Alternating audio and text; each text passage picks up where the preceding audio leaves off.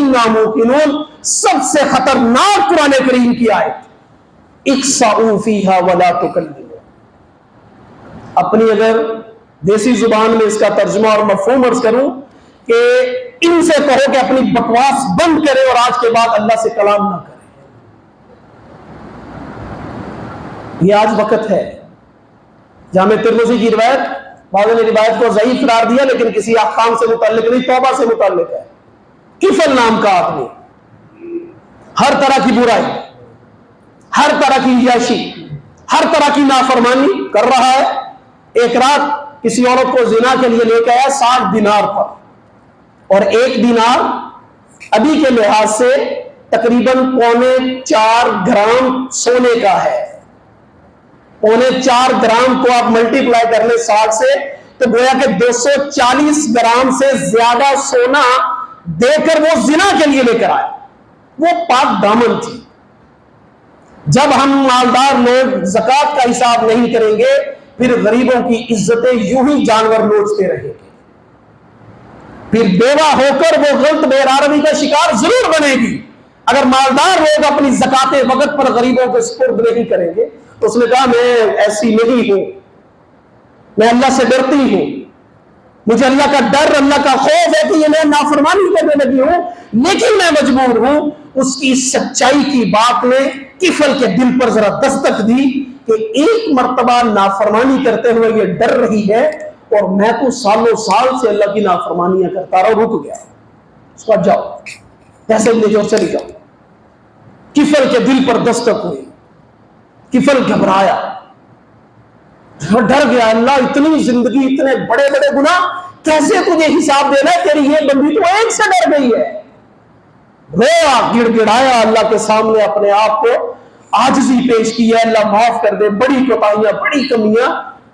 حدیث طیبہ میں ہے 2 چیزیں انسان کا پیچھا کرتی ہیں، ان رزق لا یطلب العبد کما یطلبہ اجل، رزق اور موت، اور دونوں انسان کا ایسے پیچھا کرتی ہیں کہ ان دونوں کے نشانے خطا نہیں ہوتے۔ آپ سب میں سے بیٹھے ہوئے اگر میری ابھی موت کا وقت مقرر ہے تو وہ فرشتہ موت کا میرے اوپر ہی آئے گا، کسی غلط فہمی سے کسی کی اور کی جان نہیں نکالے گا۔ تو کہا 2 چیزیں پیچھے چلتی ہیں۔ کفل اللہ کے سامنے زاری کر کے سو گیا۔ حدیث طیبہ میں ہے کہ کفل رات اسے کیا معلوم تھا کہ آج کی یہ رونا، آج کی اللہ کے سامنے زاری اس کی زندگی کی آخری رات ہے۔ صبح کو جب کفل اٹھا، کوئی کفل کی وہ آخری رات تھی، کفل کے لیے وہ ایک ہی موقع تھا اس گناہ سے بچ جانے کا، اور وہ اویل کر گیا۔ اللہ کے سامنے اس نے رو دیا، اپنی آنکھیں نم کر دی، اپنے آپ کو مجرم بنا کر اللہ کے کٹہرے میں پیش کر کے سچی توبہ کر لی۔ صبح اس کے دروازے پر لکھا ہوا تھا ان اللہ قد غفر الکفل، کہ اللہ نے کفل کی توبہ کو قبول کر لیا۔ علماء نے لکھا کہ یہ بنی اسرائیل کا کفل تھا، اس کے پیچھے موسیٰ کا راتوں کا رونا نہیں تھا۔ اس بنی اسرائیل کی قوم کے پیچھے اس کے نبی کے رات کے پاؤں کے ورم نہیں تھے۔ اس بنی اسرائیل کی قوم کے پیچھے موسیٰ کا سینے کا ہنڈیا کی طرح ابلنا، اللہ کے سامنے زاری کرنا نہیں تھا۔ لیکن میری اور آپ کے لیے تو میرے نبی کا راتوں کا رونا ہے، میرے نبی کے طویل سجدے ہیں، میرے نبی کے ورم زدہ پاؤں ہیں، میرے نبی کا اب ابلتا ہوا ہنڈیا کی طرح جوش مارتا ہوا رونے سے، گڑ گڑانے سے اللہ کے سامنے سینا ہے۔ اس امت کے لیے، اس امت کے گناہگاروں کے لیے میرے نبی کے آنسو ہیں۔ دیر ہے تو میرے اور آپ میں ہے۔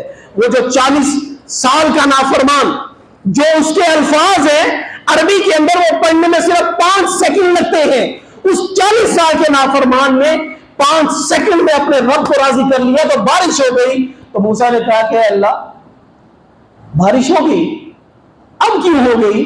کہا موسیٰ جس کی وجہ سے رکی ہوئی تھی اسی کی وجہ سے ہو گئی۔ کہا اللہ اب تو معاملہ ختم ہو گیا، پریشانی حل ہو گئی، اب تو مجھے بتا دے کہ وہ کون تھا۔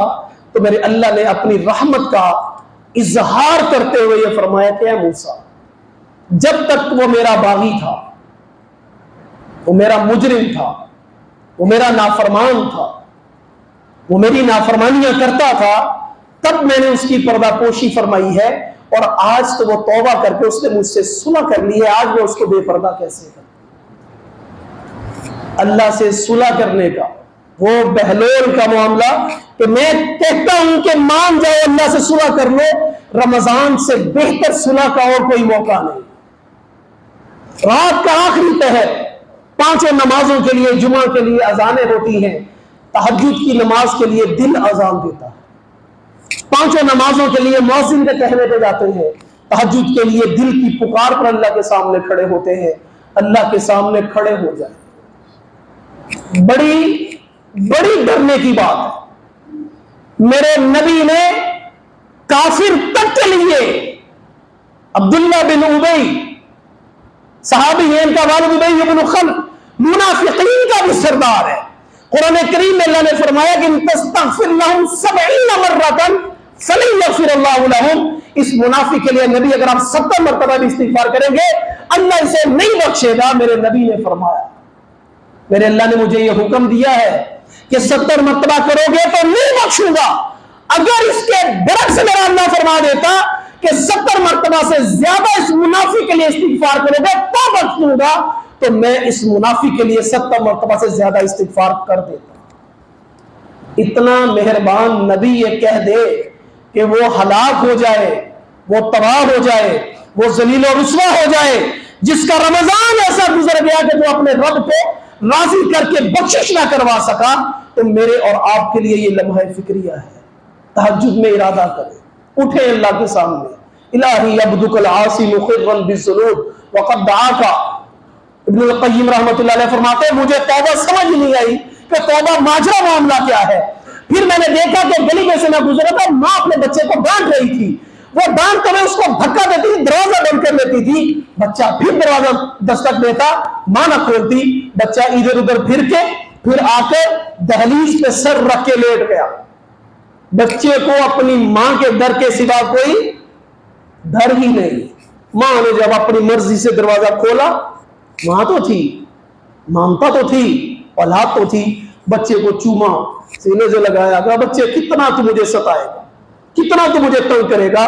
کہا مجھے سمجھ آ گئی کہ مولا تیرے در کے علاوہ در ہی کوئی نہیں، ان سیاہیوں کو کوئی دھو دے ایسا فرد ہی کوئی نہیں، انسانوں کی کوتاہیوں کو وہ اپنی رحمت سے درگزر کر دے ایسی ذات ہی کوئی نہیں۔ مولا آج بھی، کل بھی، آنے والی کل بھی، گزشتہ دنوں میں بھی تیرے در کے علاوہ ہمارا در کوئی نہیں ہے۔ الہی عبدک العاصی مقرم بالذنوب، اے اللہ اقراری مجرم، مانتا ہوا، مقرم بالذنوب، ہر گناہ کا اقرار کرتا ہوا، الہی کیف ادعوک وانا مذنب، اللہ کی زبان سے تیرا نام لوں، یہ زبان تو گناہوں سے لتری پڑی ہے، وکیف لا ادعوک وانت کریم، اور پھر مجھے سمجھ بھی یہ نہیں آتا کہ تیرے علاوہ اتنا اپنے بندوں سے پیار کرنے والا ہے کون جس کو میں پکاروں۔ اے اللہ تیرے ہی آگے ہماری صدا ہے، تیرے ہی آگے ہماری پکار ہے، ہمارے گناہوں کو معاف فرما دے، اس رمضان کو ہماری بخشش کا ذریعہ اور سبب بنا دے، اور آئندہ زندگی اپنے احکام کے مطابق سرکار دو عالم صلی اللہ علیہ وسلم کے مبارک طریقوں کے مطابق گزارنے کی ہمیں توفیق عطا فرما دے۔ وآخر دعوانا الحمدللہ رب العالمین۔